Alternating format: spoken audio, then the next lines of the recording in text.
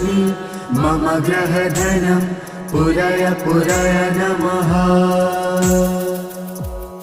ॐ ह्रीं श्रीं क्लीं श्रीं कुबेराय अष्टलक्ष्मी मम ग्रहधनं पुरय पुरय नमः।